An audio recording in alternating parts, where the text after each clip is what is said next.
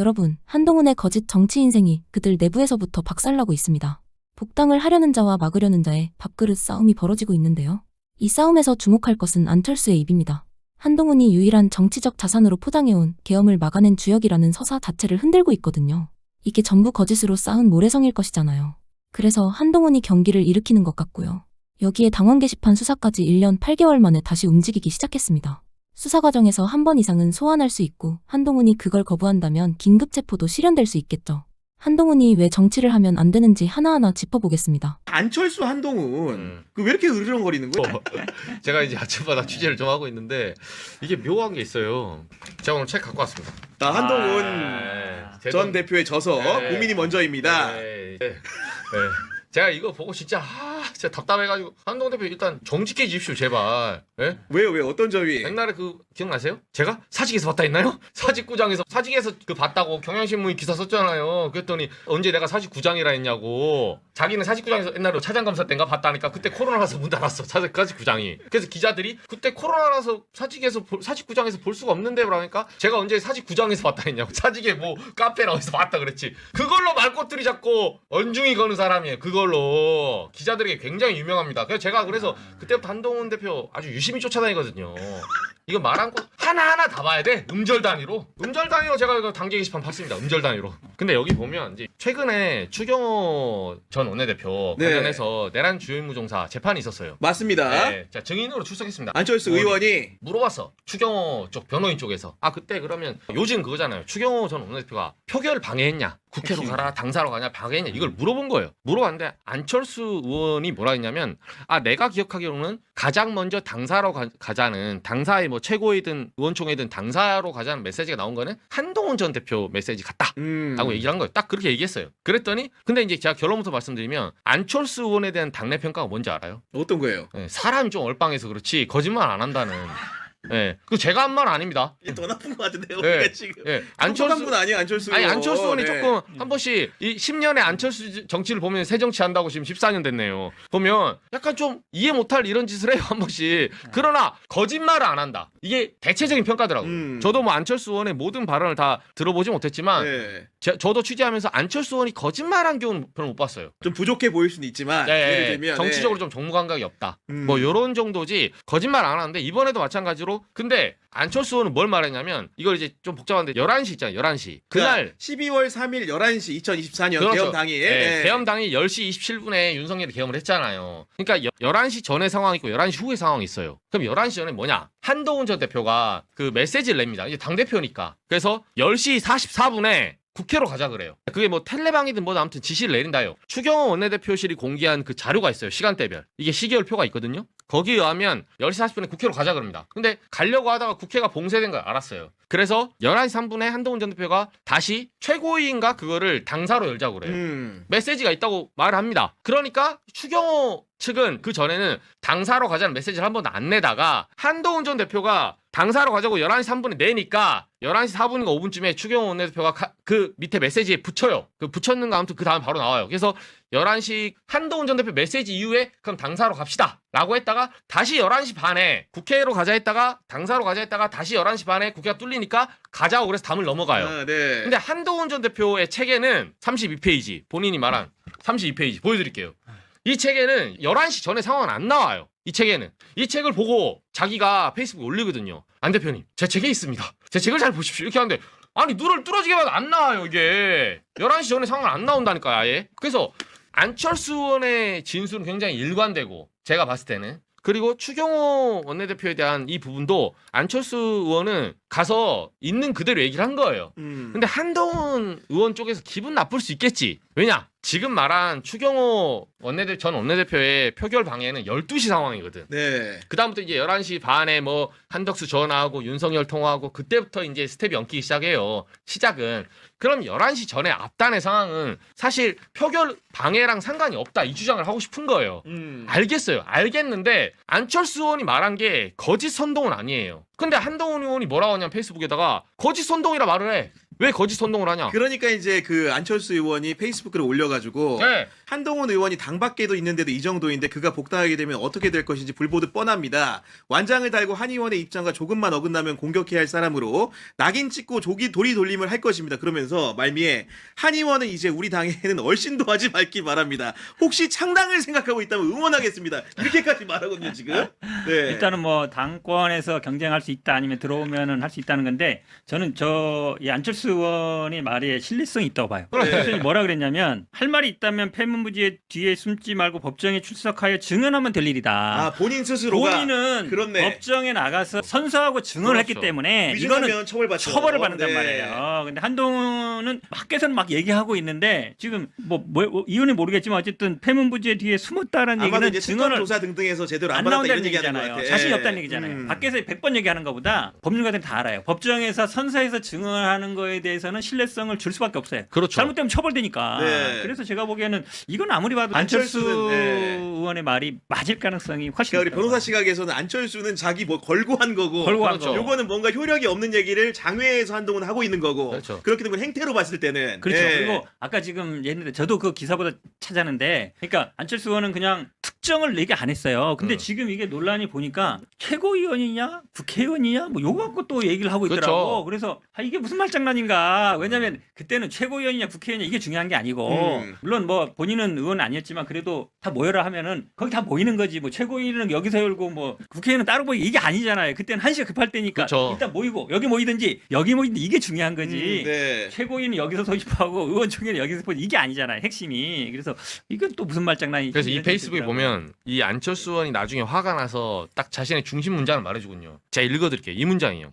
우리 당 의원들도 공동으로 계엄에 반대하는 성명서를 냈습니다. 그런데 왜 그날의 역사가 오직 한동훈 한 사람의 영웅 서사가 돼야 됩니까? 그런 식의 이 주장을 소리를 하는 하는 거예요 거지, 지금. 네. 아니 다 같이 계엄 해제하고 나도 나름대로 했는데 왜 한동훈의 서사를 만들려고 그 티끌 하나 안 묻히려고 자기는 사실을 말하는데 이 사실이 마치 그럼 너도 먼저 당으로 가자고 메시지 냈었네? 이런 질문이 들어올까봐 미리 사전을 치는 거예요. 그래서 제 시사 프로 가보잖아요. 친한계 패널들 아주 거품 물고 난리 났어요. 근데 팩트 제시하면 아무 말을 못해. 아니 책을 보시라니까요. 친한계는 제가 사드릴까요 하나씩? 예? 본인들 다 책 샀을 거 아니야. 32페이지 안 나온다니까요.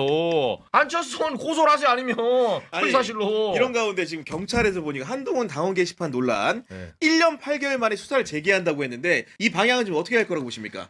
듣던 좀 반가운 저의 이제 수학철이 왔는데 제가 무슨 특검 민주화 운동합니까?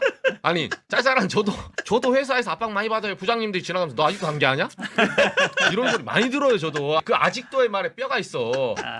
저도 김건희 뭐 로저 비비 이런 거 좀 멋나는 거 수사하고 싶어요. 저도 국회의원 기자처럼 옛날에 하듯이 뭐 압색하고 특검 그런 거 좀 일면에 나오는 거 그런 거 취재하고 싶습니다. 저도 사람인데. 근데 맨날 이거 단계 빨리 한 달이면 끝날 문제를 가지고 1년 8개월 버티고 있어요. 그래서 경찰에 그 전에 시민단체 고발한 게 있거든요. 근데 이거는 한동훈 전 대표가 지난번에 부산 북갑에 가서도 또 교묘하게 빠져나가더라고요. 그건 이제 하정우 후보가 제가 공개 방송에서 농반 진반으로 얘기했거든요. 하정우 후보가 혹시 단계를 알고 싶으면 나한테 전화를 해라. 예. 내가 당파를 떠나서 알려주겠다. 나 이쪽 전문가니까. 근데 하정우 후보가 저한테 전화 안 하고 그냥 하시더니 그러더니 낙마하신 거야. 네. 그건 너무 나갔다. 솔직히. 그러니까 뭐 가장하자면 그러니까 이 사안은 1년 8개월 만에 지금 제가 그 사이버 수사 때 연락을 좀 취하고 있거든요. 어떻게 되는지 좀 알아보려고 네. 사이버 수사 제2 수사대장한테 지금 이게 배당이 됐어요. 그래요? 네, 서울청. 그래서 알아보고 있는데 요거는 요지가 그겁니다. 제가 말씀드렸지만 당원 게시판에 대해서는 한동훈 의원이 하도 말을 많이 바꿔서 저는 딱 하나 물을게요. 그래서 한동훈 의원의 장인 장모 그리고 진은정 씨 그리고 본인 모친 있죠. 뭐 최영호, 허수옥 이런 뭐 진영구 이런 이름들 있죠. 이 사람들이 직접 썼다는 겁니까? 아니면 명의도용으로 썼다는 겁니까? 이것만 대답해 주시면 돼요. 그 부분만 대답하면 네. 수사는 말끔하게 근데 진행될 이거 수 있다. 수사가 필요 없어 솔직히. 제가 왜 말하는지 알아요? 아니 장인어른한테 전화해서 물어보면 되잖아요. 어르신 좀 죄송하지만 1년 8개월 돼서 너무 죄송합니다. 혹시 밤 11시 반에 3분 단위로 글 쓰신 적 있으신가요? 물어보세요. 장인어른이 대답해 줄 테니까. 장인어른이 만약 안 했다 그럼 고발하셔야죠. 본인 해킹당한 거 아니에요. 그러면 장인어른 진영구 검사장 전 검사장이 직접 고소하시면 됩니다. 저를 고소하세요. 저 허위사실로. 네. 제가 밝혀드릴 테니까. 알겠습니다. 야, 사실은 이 논란이 제가 보기에는 아마 이제 조만간 일면에 나올 것 같아요. 아, 그래요? 지금, 예. 왜냐면 이게 수사로 아니면 밝힐 수가 없어요. 맞아요. 진위 여부를 밝히려면 수사가 그럼요. 수사 필수적입니다. 아니면 예. 밝힐 수가 없어요. 왜냐면 당에서 밝힐 수도 없고 수사기관이 밝힐 수밖에 없잖아요. 근데 이게 사실은 오랫동안 취재했지만 핵심적인 건 딴 거 없어요. 그냥 누가 했는지만 하면 되죠. 그렇습니다. 누가 했는지 그렇죠. 보면 되죠. 그렇게 보게 되면은 한동훈에 대한 징계가 적정했는지까지도 따질 수 있기 때문에 한동훈 전 대표 떳떳하다면 이 수사를 받는 게 맞아. 징계를 무효화하는데도 확실한 도구가 될 수 있습니다. 아니 네. 틈만 나면은 고소하고 소송하고 네. 손해배상 청구하고 소송을 많이 하는 분이잖아요. 안철수 만약에 허위 사실이면 뭐 하면 되죠. 또. 근데 네. 이 당계 문제도 만약에 본인이 뭐 아니더라 그러면 하면 되겠죠. 하면 네. 되죠. 조사하면 되죠. 알겠습니다. 한동훈 전 그러니까 대표 얼마나 억울하시겠어요. 본인이 안 했는데 명의도용 했다고 저처럼 뭐 여러 사람이 호도하고 있잖아요. 그러니까 제발 고소를 해주세요.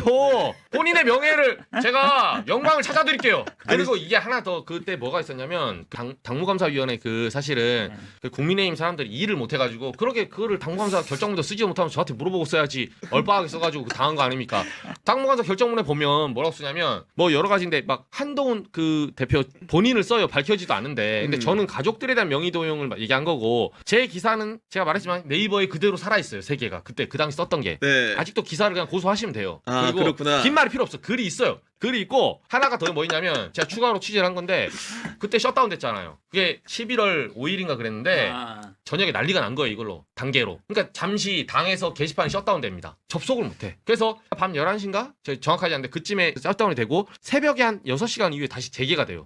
게시판이. 그러면 당의 공식적인 정당의 게시판을 아무 명령 없이 그 누가 이게 정당법상 얼마나 당원들에 대한 권리 침해예요. 그리고 그 셧다운된 동안에 글이 지워졌다는 의혹들이 많이 나왔거든요. 이것도 조사를 해야 확인을 되는데 해봐야 되지만 이걸 뭐 확인하려고 네. 당에서 아침 8시에 재개된 다음에 진상조사를 시켜요. 당 네. 차원에서. 눈치 없는 놈들이지. 왜냐면 이게 진짜 해킹 당한 줄 알고. 진상조사를 시키는데 어디선가 전화가 옵니다. 당대표실에서. 진상조사를 중단하라고. 이걸 받은 사람이 있어요. 그건 업무방해죠. 예. 이게 누군지 모르죠. 그 끝단에 누군지 몰라요. 근데 확실한 거는 전화를 받았다는 사람이 있어요. 당직자 중. 셔트 네. 말해줬다니까요. 자기 전화 받아서 진상조사를 하다 중단했다고. 그러니까 첫 단에 그 사건도 중요한데 후단에 진상조사는 더 커지고 있잖아요. 그걸 왜 중단시켰을까요? 야, 그거 야, 네. 수사하면은 굉장히 나오겠죠. 네. 이게 간단한 사건이 아니라니까요.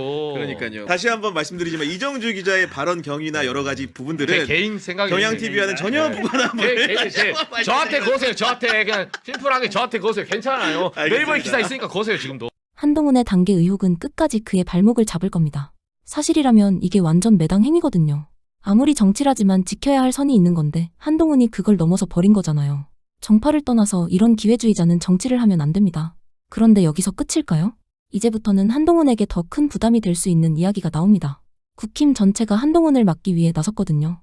한동훈이랑 안철수가 그때 당시에 계엄 해제를 가지고 싸워요. 시작은 그렇게 된 거죠. 안철수 의원이 재판에 나와서 증언을 했는데 그때 당시에 한동훈이 뭐 당사로 모이라고 했다 이렇게 증언을 한 거죠. 그러니까 추경호 이제 대구시장이죠. 내란 중요 임무 종사자 재판에 증인으로 출석을 한 거잖아요. 그래서 이제 그 추경호의 변호인이 물었던 거죠. 그러니까 한동훈 당시 대표가 당사로 모이라고 했다라고 해서 그 다음에 추경호 당시 원내대표가 의원들을 당사로 처음에 직결시켰다라는 것인데 그리고 안철수 의원은 결과적으로는 해제 의결에 참여를 못했거든요. 그런데 한동훈 당시 대표가 당사로 부른 것은 이제 국회 진입이 막혀 있으니까 당사에서 긴급 최고위원을 하겠다라는 거였다라는 거예요. 그런데 그건 최고위원회였지 의원총회는 아니었는데 그 다음에 이제 당사로 최고위원들 모이라고 하니까 추경호 원내대표가 의총을 처음에 당사로 했다가 계속 바뀌었다는 거잖아요. 그러니까 이게 왜 지금 와서 중요합니까? 제일 중요한 건 12시 이후가 중요한 거에 자정 넘어가. 그래서 직접적으로 의원 국회의장이 당시에 이제 곧 표결한다라고 했을 때 추경호 원내대표가 당사로 의원총회 장소를 바꿔요. 그게 핵심 아닙니까? 이게 중요한지 잘 모르겠고 당시에 막 이렇게 인터뷰하는 가운데 안철수 의원이 했던 얘기를 똑똑히 기억하고 있어요. 혼란스러워가지고 결과적으로 왔다 갔다 하다가 못했다 이렇게 얘기해놓고 이제 와서 이제 한동훈 핑계 내는 거 아닙니까? 본인도 이 강성 지지자들, 장동혁을 지지하는 사람들의 그 세력을 얻고 싶은 모양이에요. 그래가지고 한동훈이 최고위를 당사에 소집해가지고 지금 당사로 오라 그랬다 이 얘기를 하면서 지금 한동훈 비판을 하고 있는 건데 무슨 속셈일까요? 근데 한동훈은 우습지도 않은 게 그날 지가 국회에 와가지고 본회의장에 피신해 있었던 거 아니에요. 그런데 마치 그걸 엄청난 정치적 자산인 양 그걸 자꾸 이야기해요. 그밖에 없잖아요. 아니, 그러니까 그거 가지고 김민석 그 의원한테 물어보는 것도 당신 뭐 했냐고 물어보잖아. 그러니까요. 아니 뭐 심지어 나는 뭐 이재명보다 먼저 국회 왔다 막 이렇게 지금 얘기하는데 그걸 엄청나게 정치적 자산으로 지금 삼고 있거든요. 비상계엄으로부터 자유로울 수 있는 사람, 겁이 나서 숲에 숨은 이재명 대표보다 먼저 국회를 향하고 제일 먼저 국민과 함께 계엄을 막겠다고 한 사람, 한동훈이 맞서야 합니다. 약간 허경영 닮아가지고. 허경영. 아니, 윤석열 정권의 황태자 누구였어요? 윤석열 정권의 법무부 장관 누구였습니까? 네. 윤석열에게 90도, 100도로 허리 숙여가면서, 김건희에게 이거 사실상 충성맹세한 거다라는 비난을 자초한 인물 바로 한동훈 아니었어요? 그리고 이 개업의 밤을 막아낸 것은 물론 민주당 의원들과 일부 정치인들도 있지만 사실은 국민들이라고 해야 되죠. 그 모든 성과는 자기이고 자기가 잘못을 저지른 것은 발뺌하고 제가 보니까 허경영보다도 허경 씨 기분 나빠할 것 같아. 제가 허경영을 비교하면 손송구 들어올지도 모르겠는데 한동훈 씨 좀 반성을 하시는 게 먼저다라는 생각이 들고요. 아마도 이제 안철수 의원이 이제 한동훈 의원이 복당 문제를 갖고 당내에서 논란이 일어나니까 복당을 막기 위해서 기싸움을 하고 있는 것으로 보는데 한동훈 의원이나 안철수 의원이나 뭐 국민들의 눈에 보기에는 독인 객인이고 별다른 영향가 없다고 봅니다. 겁이 나서 숲에 숨은 이재명 대표보다 자기가 먼저 국회로 왔다 그렇게 이야기를 하는데요. 한동훈은요. 겁이 나서 국회의원도 아닌데 국회 와서 숨었지요. 그런데 정말 말을 해도 아무리 정치라는 게 그렇게 쉽게 보이는 것 같아도 그러면 안 되는 겁니다. 여러분 기억하시겠지만 제가 이재명 대통령 당시 후보 때 인터뷰를 하면서 그런 얘기를 한 게 기억이 납니다. 나는 정말 이재명 대통령이 정말 국가의 지도자다라고 하는 확신을 가진 것이 바로 그날 밤에 이재명 대통령이 국회로 가면서 그 차 안에서 했던 말. 그것이 지도자로서의 모습을 확실하게 단적으로 보여준 장면이었다. 이렇게 평가를 했죠. 지도자는요. 국민들이 우왕좌왕하거나 혼란스러워할 때 확실하게 상황을 정리를 해주고 나아갈 방향을 제시를 해줘야 됩니다. 그게 지도자입니다. 그런데 지금 우리가 기억하고 있는 5.16 혁명 같은 경우에 그때 당시에 그런 일을 해야 될 사람이 장면 총리였는데 수녀원에 숨어버렸죠. 아무것도 하지 않았어요. 그래서 결국은 5.16 군사혁명이 군사 쿠데타가 성공하게 됐죠. 그러나 그때 이재명 대표는 어떻게 했습니까? 가는 길에 국민 여러분 네. 이제부터 윤석열은 이 나라의 대통령이 아닙니다. 그리고 여러분들 국회로 모여주십시오. 확실하게 얘기를 해준 겁니다. 그래서 이거는 내란이구나. 우리가 이걸 막을 방법은 국회로 가야 되겠구나. 그 밤늦은 시간에 그 추운 날 모든 국민들이 국회 앞에 와서 장갑차를 막고 군인들의 총앞을 가로막고 그래서 막아낼 수 있었던 것 아닙니까? 제가 그래서 그날 그걸 보고 저 사람은 우리나라의 지도자로 확실하게 할 만한 자격이 있구나. 그런 생각을 했었단 말이에요. 제가 한동훈한테 묻고 싶은데요. 겁이 나서 라방을 합니까? 겁이 났으면 라방도 안 했겠지요. 그리고 그때 무슨 얘기했습니까? 이재명 대통령이 왜 국회를 모여달라고 얘기했느냐? 광주 때문이에요. 광주에서 시민 여러분 도청으로 모여주십시오라고 하는 얘기를 들으면서 시민들의 저항, 민주주의를 지키려고 하는 역사의 큰 흐름들이라고 하는 그 피어린 희생이 있었기 때문에 그런 희생들을 목도하면서 우리가 무엇을 할 수 있을지에 대해서 생각해내고 그것을 실천해내는 거잖아요. 그러면 라방을 한 이재명 대표에 대해서 타당하게 칭찬하지 않을지언정 이렇게 얘기하면 안 되는 거고 또 하나 본인 문자 왔다는 거잖아요. 너 죽일지도 모른다고. 국회 왜 갔습니까? 생존의 몸부림이잖아요. 자기가 대단한 일을 했던 것처럼 얘기를 하는 거 보면 그러니까 저런 사람들을 혹세무민하는 자들이거든요. 혹세무민하는 자들의 계보가 윤석열, 한동훈 이런 자들이에요. 근데 저런 자들이 국회의원 보궐선거에서 뽑혀서 올라오니까 이게 문제이긴 합니다만 저런 거 안 걸리나요? 법으로? 그러니까 지금 한동훈 같은 경우 당시에 국회의원도 아니었고 본인이 본회의장 가서 할 수 있는 게 아무것도 없었잖아요. 그렇죠. 많은 국민들이 정말 그 국회 앞에서 장갑차를 막고 군인들이 진입하는 걸 막고 몸으로 이렇게 다 막고 했었잖아요. 한동훈도 밖에서 자기 역할을 했어야죠. 본인은 그냥 숨은 거예요. 그냥 피한 거지. 근데 본인이 모두 내란을 다 저지한 것처럼 이런 식으로 얘기하는 것 자체가 정말 좀 부끄러운 줄 알아야 됩니다. 정말. 그리고 윤석열 정권이 저렇게 개헌까지 저지르는 그 과정에서 사실상 주요 정치인이었고 장관까지 했고 온갖 자리를 지켰던 사람이 저런 사태를 그럼 몰랐던 겁니까? 아니면 아니면 알았고도 묵인했던 겁니까? 이렇게 뻔뻔하게 말하는 거 보니까 저는 좀 네. 뭐랄까 기분 참 참담하다는 생각이 들고요. 그 이재명 대통령이 라이브 방송할 때 보면 우는 목소리가 간간히 들리죠. 네. 김혜경 여사가 네. 운전을 하면서 울고 있습니다. 그건 혹시나 남편이 사지로 가는 것 아니냐라는 생각 때문인 것 같고요. 제가 우리 당시 민주당의 뭐 구의원, 서울시의원 이런 분들이 자다가 막 뛰어갔다는 얘기 들었는데 한 지방의원이 애기 엄마예요. 애기들을 끌어안으면서 엄마가 마지막 안아주는 걸 수도 있다. 근데 아빠가 있으니 걱정하지 마라 하면서 울면서 뛰쳐갔다는 얘기 직접 들었어요. 실제로 뛰어갔고 그런 시민들한테 좀 미안하게 생각을 해야 됩니다. 그래서 한동훈 의원이 됐다고 해서 과거가 없어지는 것이 아니다. 그리고 말을 좀 가려서 해라 이런 말씀 드리고 싶습니다. 그런데 한동훈은 자기 딴에는 그걸 엄청난 정치적 자산으로 삼고 하고 있는데 안철수가 그거 아니라고 이야기하니까 얼마나 지금 불안하고 초조하고 그러겠어요? 저도 뭐 특정인이 좋다 나쁘다 떠나서 어쨌든 안철수 의원이 법정에 증인으로 출석을 해서 한 거잖아요. 단순히 의혹 제기를 한 것이 아니라 그렇다면 이것은 제가 보기에 법률자문단의 조언을 받거나 아니면 문자 기록을 뒤지거나 뭔가 결정적으로 이렇다고 하지 않으면 이런 증언하기 어렵지 네, 않습니까? 그렇죠. 아무리 국회의원이라도 네. 법정으로 나간 건데요. 특히 비상계엄 해제의 표결 방해 혐의 추경과 관련한 거면 굉장히 엄중한 재판이기 때문에 우리 그 전 부원장님 말씀을 하셨듯이 만약에 이게 사실이라면 그동안 한동훈이 마치 자기가 주도적으로 해서 계엄을 막아낸 것처럼 했던 주장은 굉장히 설득력을 잇는다. 이런 면에서 좀 주목할 부분이라는 생각이 듭니다. 그러면서 이재명 대통령 그날 온 거를 또 뭐 한동훈이 이런 걸 하대요. 다크 투어에 이재명 숲도 넣어라. 무서워 숨었던 곳. 그때 이제 그날 현장을 국회 사무처가 이렇게 국민들 상대로 한번 보여주는 거기에다가 한동훈이가 거기에 이재명 숲도 넣어라. 이재명이 무서워서 숨었던 곳이니까 이런 얘기를 하는 거구나. 그러니까 품격. 제가 이제 이 한동훈 안철수보다 더 상태가 안 좋은 사람을 이제 하려고 하는데 장동혁이라고. 이렇게 저질에 참 그러는지 못 살겠어요. 초반엔 분위기 좋았는데 갑자기 이상한 분들이 계속 등장하고 머리 아파지려고 그랬죠. 이거.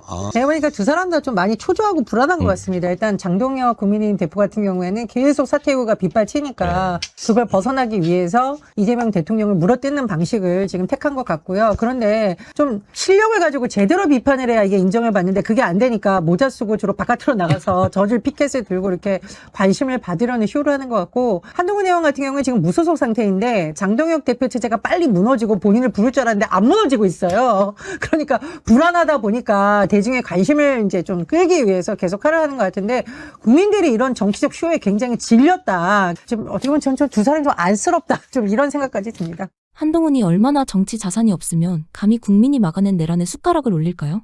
권력의 화신이었던 검사 출신이 언제부터 민주투사가 됐습니까? 차라리 윤어게인에 붙었다면 진정성은 있었을 겁니다. 경찰의 단계 수사에서 수사 결과나 추가 사실관계가 불리하게 드러난다면 복당은 물론 앞으로 정치를 계속 이어가는 것조차 쉽지 않은 국면을 맞을 수 있습니다. 결국 거짓의 모래성은 외부가 아니라 조금만 비가 오면 스스로 무너지게 되는 겁니다. 한동훈 같은 기회주의자는 정치는 물론 한 나라의 리더를 하면 안 돼요.